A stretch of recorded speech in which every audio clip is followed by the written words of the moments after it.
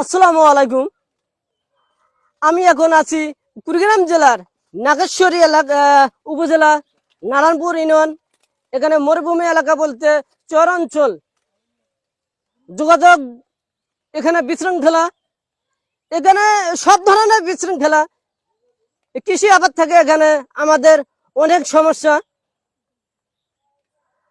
রাত্রে ঝড় তুফানে আমার নারায়ণপুর ইউনিয়নে মরুভূমি এলাকা চরাঞ্চল, শুধু আমার চর অঞ্চল না, বাংলাদেশে অল এভরিথিং যত চর এলাকা আছে, জানি না এইরকম কৃষি আবাদ গুলা কিভাবে আছে, কোন পরিস্থিতিতে আছে।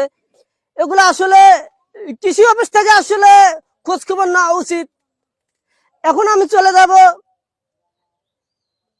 কৃষির যে ভুট্টা গাছ থেকে গৃহস্থর কাছ থেকে আমি চলে যাব, দেখি তারা কত কষ্ট আছে, তারা কি বলতে চায় আর কি।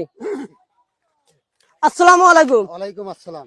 আপনি ভালো আছেন? ভাই বেশি ভালো নাই ভাই। আমি যেটা দেখতে পাচ্ছি তার দুঃখ কষ্ট আসলে আমি বুঝতে পারছি। জানি না বাংলাদেশের কতগুলো চর অঞ্চলে এরকম দুর্ঘটি আছে। আজকে রাত্রে ঝড় তুফানে ভুট্টার গাছ আল্টি পাল্টি করে দেখেন হেলে গেছে। এখানে গৃহস্থ আসছে ভুট্টার গাছ খাড়া করার জন্য। আমি ইতিপূর্বে শুনলাম ভুট্টার গাছ এখানে খাড়া হচ্ছে না।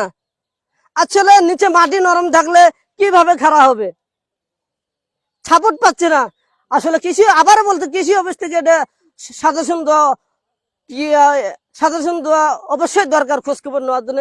আপনারা কৃষি অফিস থেকে আপনারা আমার কথা শুনে মন খারাপ করবে না, কিছু